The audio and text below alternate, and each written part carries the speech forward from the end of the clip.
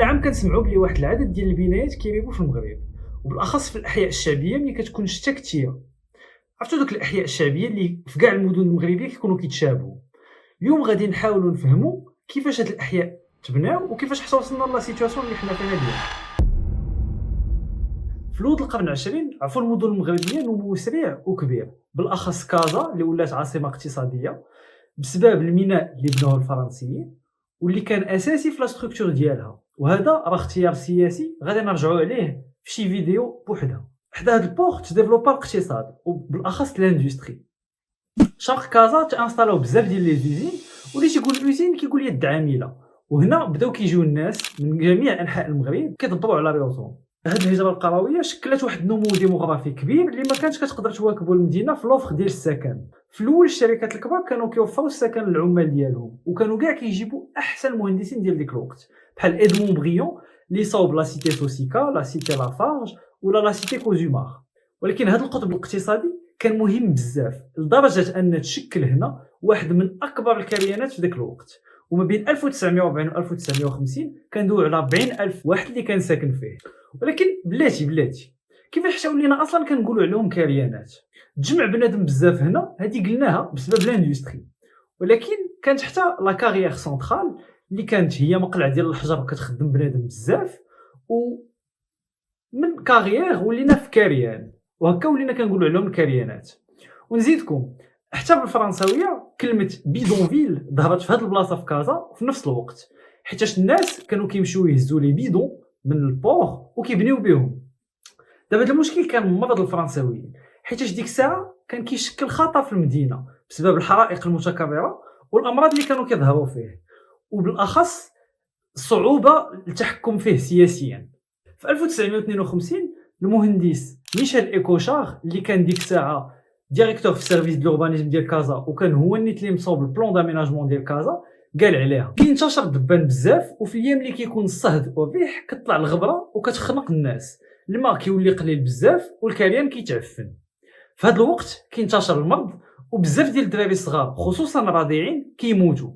كاينين اكثر من 120,000 واحد عايش هكا في كازا، وكل هكتار في الكريان فيه 1000 نسمه، وكل نهار كيجيو ناس جداد وكيزيدوا المشاكل والمعاناه. هو اللي في نفس العام غادي يبدا الخدمه على هذا المشكل. اول اوبجيكتيف ديال الدوله كان هو البني ديال سكن اقتصادي واللي غادي ينقي الدنيا. هادشي علاش ايكوشار اعتمد على اون اركيتكتور مودرن و ايجينيست اللي كانت على مود ديك الساعه، واللي كانت من الاولويات ديالها انه يدوز الماء الصالح للشرب وكلشي، القوادس، وان الديور كاملين يكونوا مشمشين باش بنادم ما يمرضش. باش يقدر يوصل لهذا لوبجيكتيف ايكوشار اعتمد على واحد لاطخام كتقتصد بزاف الطول ديال الطرقان، وكتمكن الماكسيموم ديال الديور انهم يدخل لهم الماء والضوء بارخص ثمن. الديور كانوا كلهم فيهم مساحه ديال 74 متر مربع، وما بين 2 حتى 3 البيوت. والكوزينه والطواليت كانوا في واحد المراح اللي كان مفتوح وكان كيدخل الشمس على الدار. هاد الاحياء اللي رسمهم ايكوشار اعتمد فيهم على واحد المقياس اللي سماه لونيتي دو فوازيناج، وكانت كل اونيتي دو فوازيناج فيها 1800 شخص، وكل حي فيه 5 ديال لي زونيتي دو فوازيناج، وكان لكل حي رسم كاع داكشي اللي كيحتاجو الحي، من الفرارن للحماحم حتى للسبيطارات والمدارس. هاد البلان ديال ايكوشار دغيا ضربوا عليه المغاربه في الزيرو، مع دخلوا يسكنوا مع بداو كيبدلوا الديور على ذوقهم. السكان بداو كيعلوا في البني وكيزيدوا في البيوت على حسب الدخول ديالهم باش يقدروا يسكنوا عائلاتهم ولا ولادهم الى اخره. وفي اغلب الاحيان كانوا كيديروا في السفلي محلات، واللي كان اوفغيي ديك الساعه كان كيولي مدبر على راسو في كرازايد ولا كاع كيبدل الحفه وكيقلبها بعوشه. وبشويه بشويه هذا ولا هو النمط العيش ديال الناس في هذه الاحياء. ولكن هذا البني راه ما ظهرش ولا بد مع تحويل الناس لاطخام ايكوشار، حيت قبل كاع ما يصوب هو لاطخام ديالو كيدوي لنا على اون نوفيل مدينه، وكيوصفها كالتالي: المدينه الجديده اللي جات حدا طريق مراكش تجمع كبير ديال الاحياء مبنيين بطريقه خايبه، ما فيهم لا فضاءات خاويين لا شجر لا ظل، الديور لاصقه في بعضياتها وما كيفوتوش اكثر من 2 ولا 3 ديال الطبقات، وديما كيبانوا بحال الا ما كاملينش. الواجهات ديالهم اللي خاص تراجمهم يتحلوا على الزنقه كيسدوهم موالين الدار، الشيء اللي كيعطيهم منظر كئيب. هذا الوصف كيمكننا نفهموا واحد اللعيبه سهله، هي ان هاد لا تيبولوجي كانت قبل ما يخدم ايكوشار على المدينه، وان الناس اللي كانوا جاو ليها وما لقاوش البني الموالم بناو لريوسهم اعتمادا على داكشي اللي كانوا كيعرفوا، يعني المدينه القديمه. كانوا الناس كيزوقوا لي فاصاد ديالهم اما بنجيمات بحال الرايه ديال المغرب ولا بخميسات. وهذا كان في اطار المقاومه، حيت ديك الساعه المغرب كان كيتقاتل على الاستقلال ديالو. البني اللي كيريب اليوم في غالب الاحيان جاينا من هاد لي نوفيل مدينه، اولا من تحويلات ديال لاتخام ايكوشار اللي ما تبناوش مزيان.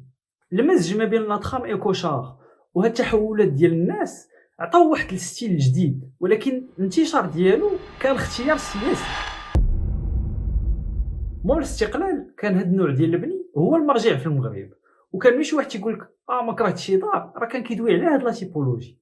في 1958 الحكومه ديال ديك الوقت خصصات 150 مليون درهم للبني ديال سكن جديد ويكون اقتصادي، وهاد 158 مليون كتشكل 17% ديال الميزانيه ديال ديك الوقت. باش تعرفوا شحال كانت اون بريوريتي ناسيونال انهم يبنيو الديور. انتشرت هاد الطريقه ديال البني وطورها السيرفيس ديال لوربانيزم بناء على داكشي اللي كان ايكوشار ديجا مصوبو. في 1971 ظهروا لي زيراك ايتابليسمون ريجيونو بور لاميناجمون اي لا كونستركسيون، اللي كانت عندهم مهمه بناء سكن اقتصادي لجميع المغاربه. وفي هذا الوقت تقنن هاد لا تيبولوجي وسموها لابيتا دو تيب ماروكان. من القوانين اللي كانت خصها تحترم هي ان البنايه تكون فيها واحد لاكور اللي كتدخل واحد المينيموم ديال الضوء وواحد العلوم ما تفوتوش. من غير هادشي كانت الحريه مطلقه لكل واحد يصوب دارو كيما بغا. في غالب الاحيان لي راك كانت كتصوب دي لوتيسمون وكتبيع الاراضي والناس كيبنيو كيما بغاو، هذه كتسمى لوتو كونستركسيون. اولا لي راك كانت كتصوب واحد الدار وكتمكن الناس انهم يبدلوها كيما بغاو لداخل في التصميم ديالها من الاول. هادشي كيخلق واحد الاحياء اللي كيكونوا انتريسون، حيت كل دار كتكون مختلفه وكل واحد كيعيش بواحد الطريقه اللي موالمه. هكا لابيتا دو تيب ماروكان انتشر في جميع انحاء المغرب، وواحد لا جينيراسيون ديال المعلمين تفورماو في هاد الطريقه ديال البناء. هاد لا تيبولوجي بحد ذاتها ماشي خايبه، عندها واحد العدد ديال لي زافونتاج نقدروا نانسبيراو منهم باش نصاوبوا مدن اللي احسن اليوم. ولابيتا دو تيب ماروكان عنده علاقه بلي ماتيريو اللي كنصاوبوه بهم. غالب الاحيان ما كيفوتش 15 متر على 15 متر، حيت الطريقه باش كنستعملوا البيطون ارمي فيه يعني البوطو دال صعيب باش يفوت هاد لا بورتي ديال 15 متر. ولي فاساد اللي كيعبروا على داك التراكب ديال لي دال اللي كاينين فيه زائد لي زيكير اللي مخرجين دوك لي دال اون بورتافو كيعطيو الطابع المعماري لهذا الشكل ديال البني. هاد الطريقه ديال البني راها ما متخلفه ما عشوائيه، هي واحد الريزولطا ديال مجموعه ديال العوامل اقتصاديه وقانونيه وثقافيه اللي كتخلي ما كتعطيش واحد الحل اخر للناس انهم يبنيو هكا. واحد من المشاكل اللي كتشكل هاد لا تيبولوجي هي ان جميع الاحياء ديال المغرب كيولوا كيتشابهوا، وإلا تحطيتي شي واحد غتوضر، ولي زادريس ديال الاحياء الشعبيه ما كتعاونكش. ولا زدنا على هاد اللعيبه كاع ان فين ما مشيتي في المناطق ديال المغرب كلشي كيولي كيتشابه، كنفقدوا واحد الطابع معماري ديال كل منطقه. في التسعينات المغرب بدل السياسه ديالو ديال البناء الاقتصادي واتجه نحو دي زابارتمون، وهادشي اللي عطى السياسه ديال لابارتمون ديال 25 مليون اللي حتى هي خصنا ندير عليها شي فيديو بوحدها باش نشرحها. من 2007 لي زيراك اللي دويت عليهم قبل تانتيغراو في جروب العمران اللي ولا هو الرائد في السكن الاقتصادي. اليوم هاد لابيتا دو تيب ماروكان مازال كاين وكيتبنى غالبا اما من طرف دي بروموتور اما الناس كيبنوه لريوسهم، ولكن ما بقاش منتشر كما كان شحال هادي وما بقاش هو المرجع.